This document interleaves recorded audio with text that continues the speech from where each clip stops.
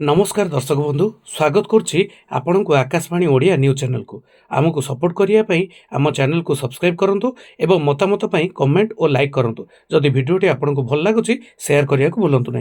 Salary account DA hike सह credit हेब मोटा अंक दिवाली पूर्व कर्मचारी गुड न्यूज। केंद्र सरकारी कर्मचारी और पेंशनभोगी बहुत दिन धरी अष्टम वेतन कमिशन सुपारिश को अपेक्षा करथिले किंतु एथिरे आहुरी किछि समय लागिपारे तथापि वर्तमान पई सेमानक पई एक खुशी खबर अछि दिवाली पूर्व मिलिबो बड़ उपहार। गणमाध्यम रिपोर्ट अनुसार दीपावली पूर्व महंगा भत्ता वृद्धि संपर्क एक बड़ घोषणा संभावना अच्छी। यही वृद्धि 12 नियुतर अधिक कर्मचारी एवं पेंशन भोगी लाभ देव जहाँ से दशहरा दीपावली समय खर्च करने अतिरिक्त पांठि देव। वर्तमान केंद्र सरकारी कर्मचारी मैंने 55% डीए पाउछंती। एथर डीए केते वृद्धि पाइब विशेषज्ञ मानक विश्वास करते जे मुद्रास्फीति को हिसाब को नहीं 3% वृद्धि करा जाई पारे। वर्षक 2 थर डीए वृद्धि करा जाए, थरे जनवरी रे एवं पुणी थरे जुलाई रे। विशेषज्ञ माने जुलाई 2025 पे 3 ରୁ 4% डीए वृद्धि आकलन करुछंती। 2027 पूर्व अष्टम वेतन कमिशन लागू हेबो कि?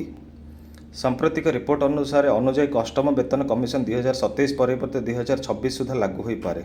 गत मासरे सरकारी कर्मचारी जातीय महासंघ प्रतिनिधि माने एही विषय रे केंद्र मंत्री जितेंद्र सिंह को भेटिथिले। जितेंद्र सिंह निश्चित करिसेंति जे एही विषय रे राज्य सरकार सहित सक्रिय आलोचना चलीछि एवं कमिशन एवं पैनल खूब शीघ्र एक आनुष्ठानिक घोषणा करा जाय आशा करा जाउ। जितेंद्र सिंह निश्चित करिसेंति जे एही विषय रे राज्य सरकार सहित सक्रिय आलोचना चलीछि एवं कमिशन एवं एहार पैनल संपर्क में खूब शीघ्र एक आनुष्ठानिक घोषणा आशा करा जाउछि। दरमा केते वृद्धि पाइबो? यह स्पष्ट जे डीए वृद्धि कर्मचारी एवं पेंशन भोगी मासिक आय मध्य वृद्धि करिबो। उदाहरण स्वरूप जदि कहार मूल दरमा 50,000 हुए तेबे डीए वृद्धि पर सेमाने प्रति मासरे 3,000 टंका अधिका पाइबे।